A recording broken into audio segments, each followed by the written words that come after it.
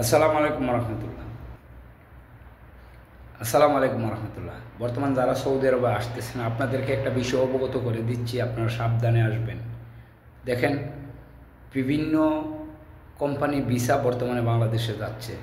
তার মধ্যে কিছু সংখ্যক কোম্পানি রয়েছে যে কোম্পানির মালিকানাধীন হচ্ছে বিভিন্ন প্রবাসীরা, যেমন ধরেন এক্সাম্পল বাংলাদেশি কিংবা ইয়েমেনি অথবা সুদানি বা অন্য অন্য দেশের প্রবাসীরা যারা ইনভেস্টর ভিসা পেয়েছে সৌদি আরবে, অর্থাৎ ইনভেস্টর লাইসেন্স যারা পেয়েছে, তারা কিন্তু চাইলে তাদের নামে ভিসা উঠিয়ে বাংলাদেশে বা অন্য অন্য দেশে পাঠাতে পারে।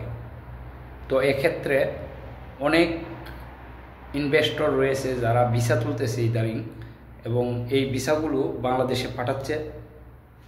ভিসাগুলো 2,000 রিয়াল দিয়ে উঠিয়ে সরকারি ফি দিয়ে 10 থেকে 12 হাজার রিয়াল বিক্রি করে দিচ্ছে, এবং লোকগুলো আসতেছে, এসে কিন্তু কাজ পাচ্ছে না। তাদের হয়তো প্রয়োজন লোকের 5 জন, তারা নিয়ে আসতেছে 20 জন, আর 15 জন লোক কিন্তু তারা হয়তো কোনো না কোনো সাপ্লাইয়ের মাধ্যমে বা কোনো না কোনো জায়গায় তারা দেবে, অথবা কাজ তারা খুঁজে বের করে দেবে। সেক্ষেত্রে কিন্তু লোকগুলো এসে বসে থাকতে হচ্ছে, কিংবা তারা সৌদি আরবে এসে কাজ পাচ্ছে না।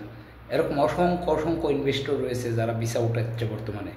তো এই তথ্যগুলো আপনাদেরকে এজন্য দিচ্ছি, যারা বাংলাদেশ থেকে আসতে চাচ্ছেন ভিসা ভালোভাবে যাচাই বাছাই করে, এবং আপনি যে কোম্পানিতে আসবেন এই কোম্পানির স্যালারি কত বা অন্য অন্য যে আপনার সুযোগ সুবিধা কীরকম, এই এগ্রিমেন্ট পেপারে সাইন করার আগে ভালোভাবে জেনে শুনে তারপরে সাইন করে সৌদি আরবে আসবেন।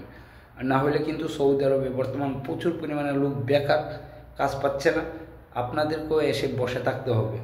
এই বিষয়টা আপনারা জেনে শুনে আসলে আমি মনে করি বেটার হবে। এবং বিশেষ করে অনেক প্রবাসী যারা ইনভেস্টর হয়েছে সৌদি আরবে, তারা তাদের নামে কোম্পানি খুলেছে, আর ওই কোম্পানির জন্য ভিসার আবেদন সরকারের কাছে করতেছে, এবং তাদের লোকের প্রয়োজন 60 জন লোক, তারা ভিসা তুলতেছে 15টা 20টা 30টা, এরকমভাবে কিন্তু লোকগুলোকে নিয়ে আসতেছে দেশ থেকে।